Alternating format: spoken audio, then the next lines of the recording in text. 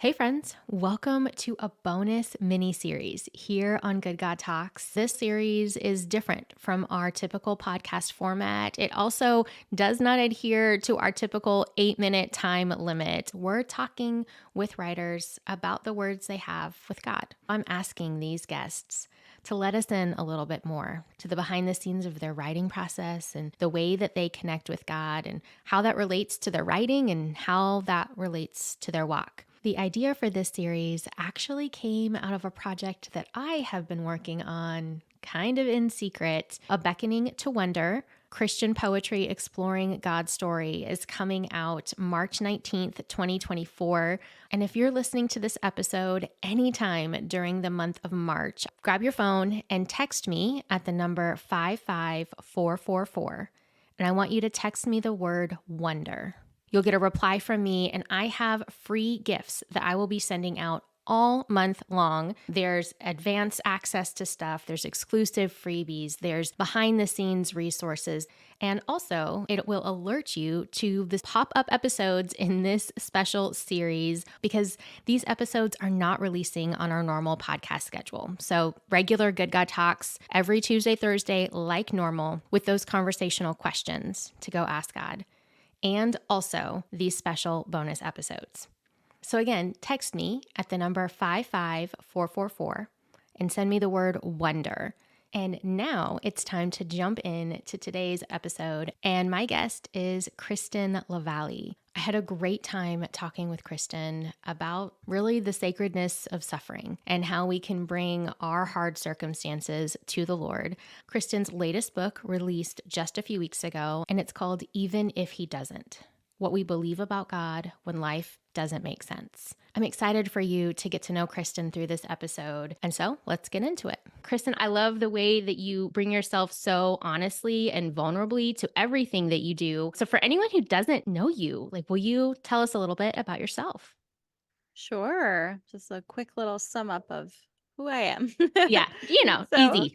yeah, easy. Just give me like 1 minute. I can sum up my whole life. Just kidding. Well, I am Kristen. Obviously, I live in Massachusetts with my husband. We have 5 kids, and we were in career ministry for most of our relationship, a little over 10 years, and we left that field about 7 years ago, I guess now. And since then, we've just been living our lives here in Massachusetts. My husband works for a nonprofit that teaches relational skills to organizations, churches, individuals, things like that. And I've just been writing for the past couple of years, and it's been a really interesting and fun journey. We're having a really good time in the stage of life that we're in right now.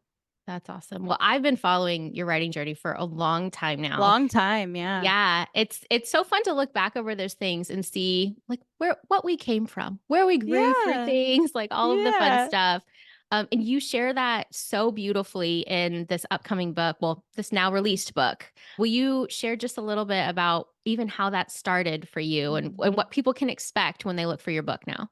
Sure. So I think the book started being shaped in me many, many years ago. After we left our church, it was a really painful experience, really disorienting in a lot of ways, and really challenged my faith in a lot of ways. And then after that, we kind of went through a few back to back traumatic and terrifying things that just, I wasn't able to find words that spoke to the human experience that I was having. There were a lot of books on suffering, obviously. I mean, you could find hundreds and hundreds of books about suffering that try to answer the questions of why God allows us to suffer if he's good. And there are a lot of books like that that spoke encouragement and faith and tried to answer the questions. And that just wasn't what I needed. It wasn't what I was looking for. I needed something that bore witness to my pain and didn't try to dismiss it or explain it or rush me past that. So after our last traumatic thing, which I kind of detail in the book, which is the crisis pregnancy that I had and premature birth, most people thought I was going to write a book about church hurt because that's kind of the thing that I talk a lot about. But as I was going through this process of writing a proposal and talking to publishers, which some of the publishers were like, "Weren't you going to write a book about church stuff?" And I'm like, "Yeah, I thought about doing that." And then I realized that where God has me isn't speaking to a specific kind of hurt, but just a bearing witness kind of ministry to Mm, look hurt and pain in the eyes and say, I'm not afraid of you and I'm not afraid how you can affect my life. And being able to bear witness to that kind of pain and give words to that human experience instead of trying to bypass it, I think is so important for healing. It was for me. And so I wanted to write a book that provided that witness for other people too. I resonate with that need so much and the difficulty of that. I don't know anyone who's like, you know what? I'm a writer. Someday I really want to write a book about suffering. You know, like Right. it's just but embracing the opportunity, it sounds like to really share with other people from the place of ministry that you needed. When you talk about like bearing witness to that, what is that like Mhm. for you and how has that impacted you?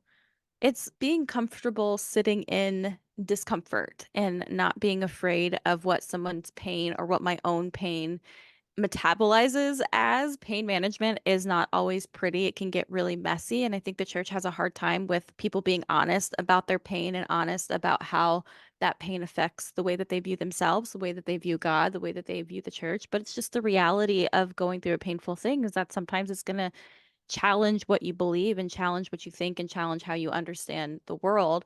And bearing witness to that is what Job's friends did. Even though we give Job's friends a hard time, they said some dumb things. The first thing they did before they started speaking to Job's pain was to sit and grieve with him for 7 days. And one of them even said, let's just not say anything because we can see that his grief is too much. I think that's the primary best example of what bearing witness is. It's just sitting in it with someone else and not trying to offer them anything other than presence so that they can feel their pain and experience that human reality of our human responses to pain that are natural and not sinful and not something that we should feel bad about, and giving that non-anxious presence. Like, I'm here, I see you, you're going through something, and I'm not going to try to explain it. I'm just going to sit here in it with you until you're ready to talk. I love that. And I love that you were able to be that for other people. And it sounds like had that in your own experience of people that were able to just bear witness to your pain. One of the things that you talk about, and I gave you a warning, I think I'm going to be quoting you a little bit here, was you were talking about how we live out our spiritual instincts. Hmm. And when we go through different things, we don't have the time or fortitude to rethink what we Yeah. already believe to be true about God. Do you feel like you already knew that God bears witness and walks with us through our suffering in the same way? Or do you feel like that was something that you relearned or learned in a Mhm. different way through this process? Definitely something that I learned. I didn't really have a good understanding of God's relationship to pain and suffering when I first started going through really hard things, which I think is what made those hard things really, really hard on my faith because it challenged what I understood about God because I expected God to come and rescue me from my pain. And what I found was that He doesn't always rescue us or prevent us from feeling pain. Sometimes that rescue is painful and we don't realize that He's rescuing us when we are in pain, but he's present with us in it, and I didn't know that until I needed to know that, and until I was really in the thick of it and wondering if God was good, if he had ever been good, if he'd ever been kind. And in those dark places where he showed up and was with me and comforting me in it, that's when I learned what that is and learned how God meets us in our pain. And then also through the bride of Christ meeting me and bearing witness to my pain and being the hands and feet of Christ in my suffering, that's how I sort of redeveloped this understanding of who God is in a much more beautiful and not as simplistic or formulaic way that I used to believe. After I went through all this stuff, I'm like, "Oh, it's actually not as simple as I thought it was, but it's so much more beautiful, so much more wild, and so much more comforting when God is with you exactly how you need in the moment of your suffering." Yeah. I'd love for you to talk a little bit more, kind of pulling back then to the before you Mhm. knew that connection with him could be so beautiful, before you Mhm. knew that he would meet you in the pain. And you mentioned a little bit of that formulaic approach. What was it like before what you've now experienced with God? I viewed God as this transactional type of authority figure in my life, someone that I needed to please, someone that my relationship with him was always on edge. I was always anxious about if I was doing the right things, saying the right things, pleasing him. I would have called it service, but really it was just constant anxiety that God was mad at me and that I was going to be disapproved of. And I thought if I do all these things right, then I have some guarantees. God's going to protect me. God's going to bless me. God's going to vindicate me, whether the blessing is financial or just relational, whatever it is, my life has some guarantees in it as long as I do all the right things. And when I did all the right things and those guarantees were not actually guarantees, it shattered my entire understanding of who he is and how he works and what my relationship to him is and what his relationship to my pain is. It was just so chaotic and scary and messy and isolating. And people would look in at my processing and just be like, "Ugh, I don't know if I can get close. You're getting a little messy. I don't like these questions you're asking. You're on a dangerous, slippery slope." And I'm like, I'm just trying to make sense of my pain, trying to understand this. And then after I kind of went through that process of refiguring out my relationship with God and who he is, I became so much more secure in his love for me. And I stopped feeling so anxious all the time because he showed me how useless my formulas were and how much those formulas prevented me from really resting in his love and truly, truly trusting him. Yeah. Again, I feel like I'm a broken record a little bit because I'm like, oh, I think it's so relatable. I think so many of us can rest on that formula approach to, okay, Mhm. hopefully if I do the right things, then God will be happy with me and he Yeah. will give me things that will in turn make me happy. And that can be such a difficult habit to break free from. If I've always approached God this way, how do I start having a different conversation with him? How do I Yeah. start approaching him differently? Are there any things that stand out to you from your journey that you found really helpful in really pivoting away from the formulas that weren't working?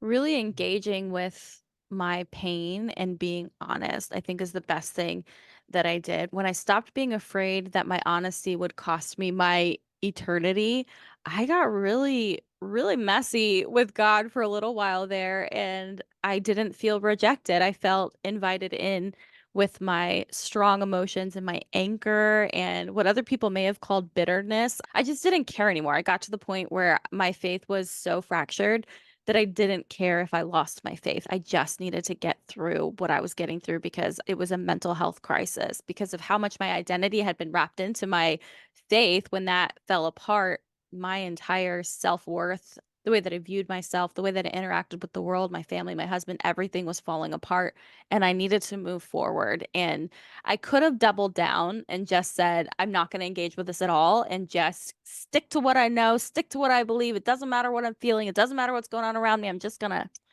trudge forward. But I knew that that was just going to keep fracturing me. So I said, forget it. I'm just going to be real. And if God strikes me down, then God strikes me. Then I have my answer. Then I know who God is if he strikes me down in this. And I just really deeply engaged with what I was thinking and feeling with myself, with a therapist, with close friends that could tolerate my my panic at the time, and of course with God. And I'm just such a firm believer that the only way through your pain is to process it and engage with it and engage with your doubts and your questions because there's nothing that God doesn't know already, and there's nothing that is going to cost you his love at all, ever. Yes. Yes. Well, I mean, our whole podcast, Good God Talks, is all about having these conversations with God. And I love that you're talking about coming to Him honestly because so often I think, even in my own experience, I would almost try and clean up my conversations with God. Like, this is what I'm thinking. And how do I make this sound a little better before I say it out loud in prayer instead of Mhm. just bringing to him the honest feelings of my heart. Yeah. And there's one little line you have in the book, and it says, pain waters the soil of relationships. Mhm. And I feel like there's so much resistance for a lot of reasons to go into our own pain, to share our own pain. It's hard to find safe people that we can share our Mhm. pain with. And it can be hard to really reconcile that with our faith. Like my pain can water my relationship with God too. It Mhm. sounds like you found that to be really true. Yeah, I mean, scripture says that he's close to the brokenhearted, and I found that to be true over and over and over again. The thing about pain is that it's so vulnerable. And when you're open about your pain, it creates an intimacy and a trust with the person that you're sharing that pain with, whether it's God or your spouse or a friend or somebody in your church, your therapist, whoever you are sharing this with. It's intimacy. And I think intimacy, safe intimacy and vulnerability is sacred, and it creates these sacred bonds that are good and healthy. Sometimes it cannot it cannot be depending on what the situation is, but I found that the more honest I am about my pain, the more connected I am to the Father and to his people. Yeah. So, how have you seen that play out in the midst of even your writing process? You've had this experience with God over extended circumstances, like multiple different things in your life. You're walking through this, you're recognizing what He's done for you. How then did He continue to do that same ministry and bring insight to you as you were writing the book?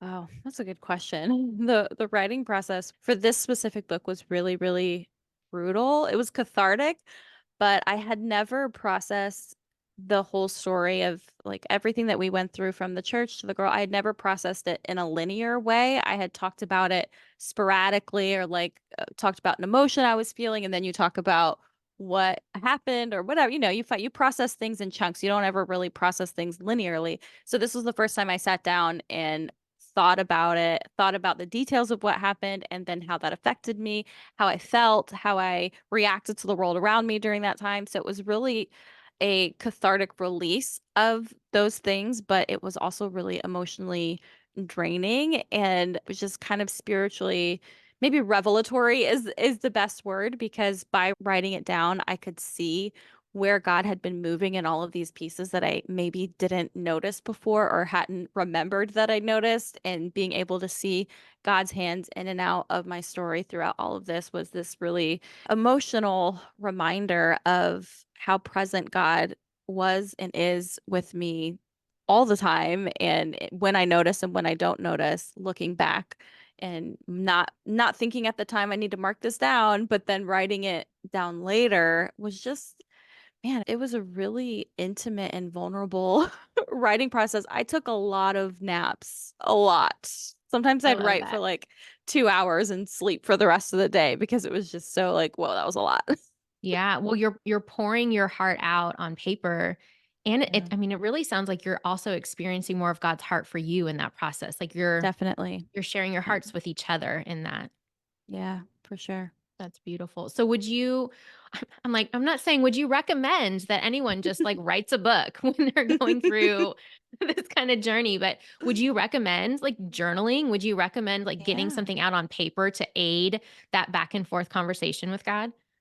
Yeah, definitely. I mean, writing is has always been my way of processing my whole life. That's kind of just the way that I process the world around me. Even now, when my husband and I are arguing about something, I'm like, Just give me a minute," and I need to go and like write out my thoughts in a note before I can like communicate them verbally. I think the way that you process is the way that you should communicate with God and have these conversations with God. For me, it's writing. I think that's a really good practice to work into your life. But I know some people are verbal processors. My husband is a verbal processor sometimes, so he'll record voice memos into his phone. And I have friends who paint. There's all these different ways of processing that communication between you and God. And I think if writing is your way, personally, I'm a fan of writing because I like to read other people's processing after they're done with it. Love But that. voice memos are a great way to do that too. Whatever your process is, I definitely think you should work a practice, a habit into your life to continue that conversation with God. So you could go back and remember it and look back on it. Because when things get really hard and really dark, you forget these conversations that you've had with God. And it's really helpful to have them somewhere where you can access them. You're like, okay,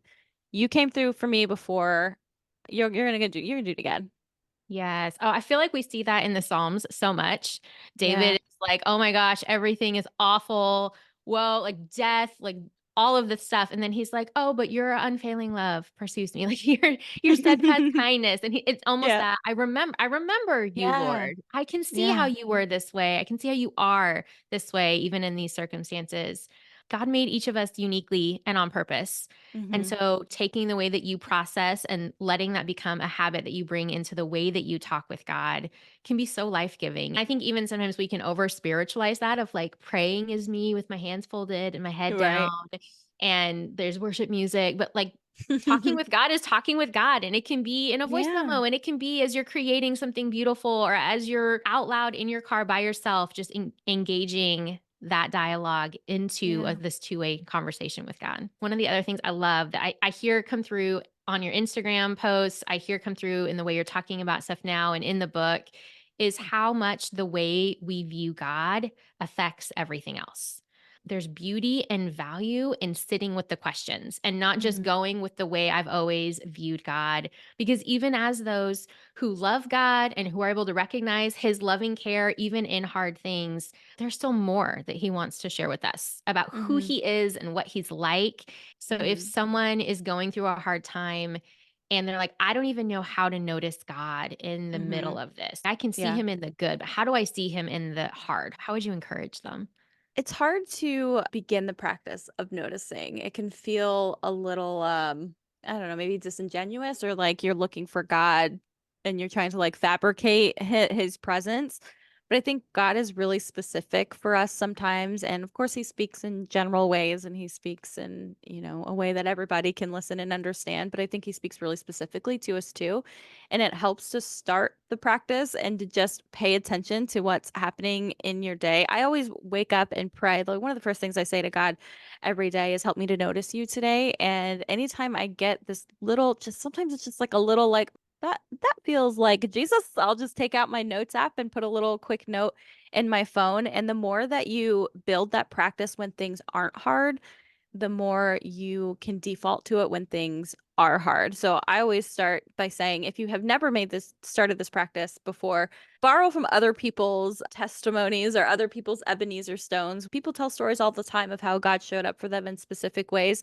When something stands out to you and you're like, wow, it's a really cool thing God did for that person, it's really easy to disqualify ourselves and say, oh, he's never going to do that for me. Borrow from their hope, borrow from their stories, write those down, and then just ask God to help you to start noticing his movement in and out of your life as it's happening. And just right, even if it seems really silly, I'm telling you, most of the things in my phone that I have where I've noticed God, people looking in would be like, that just sounds like a regular day. I don't know what you're talking about. But for me, I think God speaks so specifically, and it's hard to notice him if we're not expecting him. But when you expect God to be moving in and out of your life and you start marking those moments down, when it's really dark, you'll look back on those moments that you've already marked down and say, okay, all right, if he was moving then, he's probably moving now. Let me start trying to notice him. And that can be really hard because when you're in pain, your body and your mind tell you one of the first lies that they tell you is that God isn't who he said he is, and God has abandoned you, and God has rejected you. It's the first lie that entered into our atmosphere. Did God really say that? Did he really tell you not to eat that fruit? I don't know. And the enemy plants that doubt in your mind and start telling you lies about God. And it can be really easy to just resign yourself to that and say, yeah, that's true. I'm in pain, so God must not be good to me. And it's really difficult to break yourself out of that thinking and say, all right, let me look for the good. Let me look where God is moving and just start writing it down, even if it feels silly or trivial. I can almost guarantee you it never is. That's beautifully said. It can feel so small in the moment. Like, am I really Mhm. going to put this note down? But God is Mhm. on display. He is on display in nature. He's Yeah. on display in us as his creations. He is always the same. And so there are Yeah. so many little glimpses that we can get of him in building that habit of, okay, I'm going to Mhm. slow down enough to notice. One of the questions that I love to ask along this vein is every time we see God and we experience him differently, it transforms us. So if you were Mhm. to think about a specific time when you saw God differently and you were able to connect that to a Mhm. marked change for your life, would you Yeah. share a story about that? And it could be one in the book, it could be a different one, but I do actually share this one in the book, but it's just such an impactful thing that happened for me. It was after we left our church, and it was probably about a year later, and I was still in the stages of grief. I was in between anger and acceptance, getting closer to acceptance, but still just like, man, why did that have to happen that way? Why did it have to be so painful? And just getting used to telling that story and the responses. And usually when I would tell people what happened to us, it was a lot of maybe dismissal of like, well, was there something you could have done differently? Or maybe there was a reason it happened that way, or people would get really uncomfortable. And I would feel like I needed to make them feel more comfortable with my horrible story. So I try to like wrap it up really pretty, like, but it's okay. Like, we're past it. We're healed. God is good, whatever. So this is what I was doing. I had just met this woman who now my husband works for their organization, but we were just kind of telling her our story and we got to the end and she didn't say anything. And she was just sitting there really quietly, which is so awkward after you just shared a really vulnerable story and you're not sure how the person is going to receive it. She just didn't say anything. And so I started trying to wrap it up, but it's okay. God is good. We're healed, blah, blah, blah. And she was just like, you don't have to do that. I just want to sit here and grieve with you for a second. And she started crying. And it was just this compassionate response from a stranger at the time. We didn't know her at the time. Now she's like a dear friend of mine. Of course, how could you not be when you offer that kind Right? of compassion and grief? It impacted me so much because up until that point, even though we had people in our lives who were angry for us and they were supportive of us and they were loving, I hadn't seen my grief reflected back to me yet, and when she reflected that grief back to me, it just gave me this entirely new perspective on who God is, that God is not just a God who protects and vindicates, but he's a God who grieves with us as well, who's acquainted with our sorrows, and it changed the way that I engaged with my pain, and it changed the way that I offered compassion to other people because it was so impactful to me to have that image of God reflected to me that I determine I am going to reflect that to other people because we don't do that with people's pain enough. We try to make them feel better. We try to dismiss it. We try to rush past the discomfort of it. We very rarely are okay with just sitting and being sad with somebody. And that was such a beautiful representation of a God who took on our flesh to know who we are and to know our pain and to offer us comfort in it. And he did that through another person. It wasn't this like supernatural experience. It was somebody else who had flesh and who loved Jesus and wanted to offer me that compassion. Truly life changing. That's powerful. I want to remember that. I'm going to take your story with me because I want to remember that in the times where there is that tendency to like want to make someone feel okay, to want to help kind of pep them up or be there for them in a way more than what feels like more than what is actually needed, which is Yeah. just holding that space and honoring their grief and their pain. And I love that it was so evident to you in that moment. This is the image of my God Hmm. who's on Yeah. display in this woman. And that we get to be his image bearers and carry him in that way. It makes me just want to sit back in awe of him. Like, God, Yeah. look what you did. Yeah. Look Isn't what that you did great? for my friend. Yeah. Okay, so as we wrap up here, Kristen, you are incredible. Um, Thank you. yeah, you really are. I'm just like gushing. I would love I would love for you to share any closing thoughts that you would want to share with the listeners here, and then where they can connect with you in all the places. Sure. I would just say I think sometimes when you listen to people's stories like my stories, it's really easy to discount yourself or disqualify yourself or think, "Oh, well she just has so much faith or she just has, so many wonderful people around her. It's easy for her." And we find all these reasons to count ourselves out of healing and count ourselves out of moving forward and maybe not figuring things out, but moving forward in our lives with our whole selves intact. And I just want to say that that is so entirely untrue. And the people that you think have such strong faith, their faith was probably built through really messy ways and really hard things. I never look back on my life and go, wow, well, look how much faith I have. It's more of like, I cannot believe I am still with Jesus because my faith has been fractured over and over again. I think the best thing that you can do if you see something in somebody or in a story like what I'm sharing is to just know that that person got here through a lot of pain and a lot of not being sure of anything in their lives. And just don't be afraid to engage with your pain and engage with your doubts. God's not afraid of them. And you can be safe in his love and rest in his love no matter what you are going through. And you can follow me on Instagram. Sorry, that was a really long word I spoke there, but follow me on Instagram. It's Kristen.LaValley, and I have a Substack blog as well.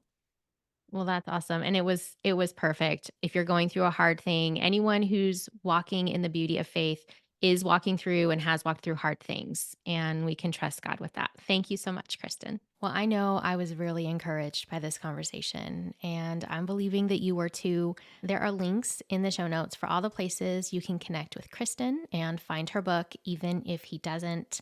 Also, don't forget to text me at 55444 and send the word wonder. all month through the month of March 2024, I'm going to be sending you gifts and encouragement and resources to help your vibrant life with God. I don't want you to miss out on that. And so I look forward to getting to know you better, connecting with you, and sharing those resources for you in this way. Thanks for joining me for Good God Talks, and we'll talk soon.